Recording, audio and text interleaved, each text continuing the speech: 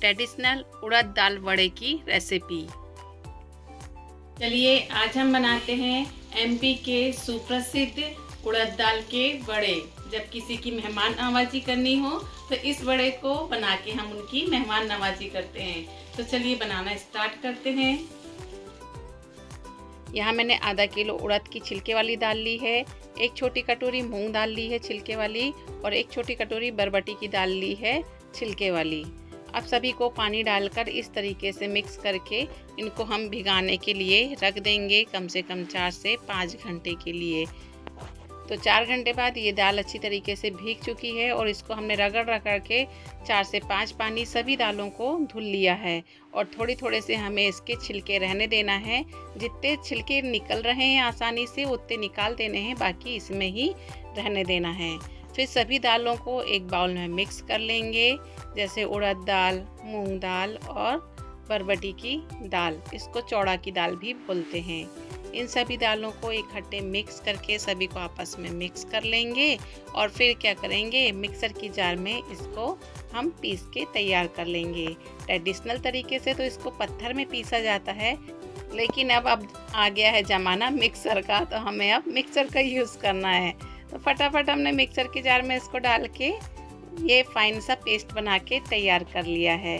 ज़्यादा मोटी भी नहीं तो ज़्यादा दरदरी भी नहीं, बिल्कुल सिंपल सी इसका टेक्सचर रहना चाहिए दाल का, और पीस के तैयार है। अब इसको हम रेस्ट करने के लिए रख देंगे। तब तक हम यहाँ पे एक मसाला तैयार करेंगे। तो मसाला में 10 से 15 मिर्च तीखी वाली ले ली है, और 10-12 कलियाँ लहसुन की, और अदरक भी 2 इंच का टुकड़ा, और हरा धनिया, सभी को लेके हमने इस तरीके का एक मसाला तैयार कर लिया है। तो ये चटनी का यूज़ 2 जगह होगा, तो हम इसको बाद में यूज़ करेंगे। अब हमने जो बैटर रेस्ट करने रखा था उसी बैटर में हमने बैटर को आधा कर लिया है, क्योंकि बहुत ज़्यादा बैटर लग रहा था मुझे, तो मैंने उसको आधा कर लिया और उसमें डाला है 1 चम्मच गेहूं का आटा। इसमें गेहूं का आटा बहुत ही ज़रूरी रहता है हमारे यहाँ, तो हम 1 चम्मच इसमें गेहूं का आटा डालते हैं, और बारीक कटी हुई प्याज डाली है, और जो मसाला हमने तैयार करके रखा है उसमें 2 चम्मच भर के हमने वो मसाला लिया है तीखा लाल हरी मिर्च वाला। अब उसमें डाल दिया है स्वाद के अनुसार नमक, और 1 चम्मच सौंफ, 1 चम्मच जीरा। आप चाहें तो इसमें और भी मसाले खड़े वाले डाल सकते हैं, लेकिन इतने ही मसाले हमारे यहाँ डाला जाता है। और इसको अब लगातार फेंटा जाएगा जब तक कि ये बैटर बिल्कुल फ्लफी ना हो जाए। अब हम इसको रेस्ट करने के लिए छोड़ देंगे 10 मिनट के लिए। अब हम यहाँ पे एक दही तड़का तैयार करेंगे।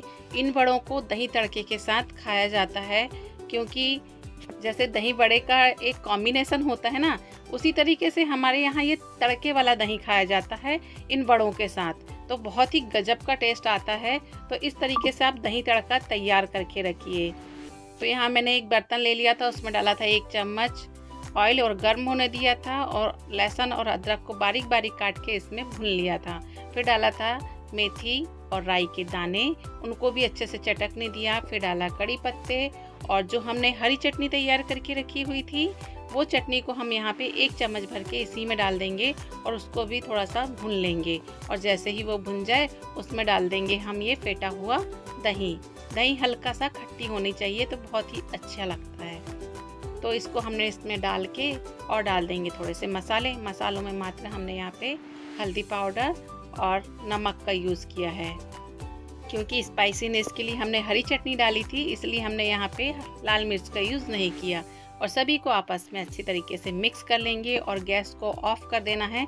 इसको थोड़ा सा गर्म ही होने देना है, खौलाना नहीं है।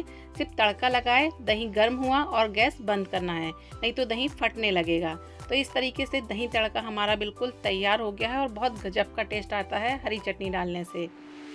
और दाल को अब अच्छी तरीके से हमने फेंट चुका है। अब इसको क्या करेंगे, कढ़ाई गर्म करेंगे, और इस तरीके से एक एक करके हम सारे बड़ों को इसमें डाल देंगे, और अच्छा सुनहरा गोल्डन कलर आते तक सेक लेंगे।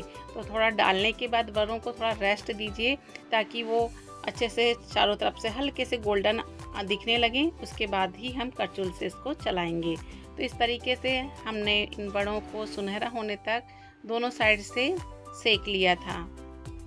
बस इनको सेकते समय एक बात का ज़रूर ध्यान रखिए कि गैस की फ्लेम को मीडियम टू लो में ही करके रखिए, ताकि बड़े ऊपर से क्रंची हों और अंदर से बिल्कुल सॉफ्ट हों।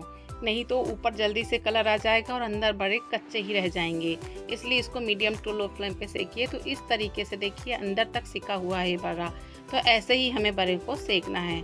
तो झटपट से ये हमारी प्लेट बनके नाश्ते की बिल्कुल तैयार है। बहुत ही गजब का टेस्ट आता है। इनको आप इस दही व तड़के वाले मट्ठे के साथ खाइए। और आप देख रहे हैं इसके अंदर जाली भी बहुत अच्छे से पड़ी हुई है, यानी हमारे बड़े बहुत ही अच्छे बन के तैयार हुए हैं। आप इनको मट्ठे के साथ इस तरीके से डाल के खा सकते हैं या आपका जैसा मन लगे वैसा खा सकते हैं।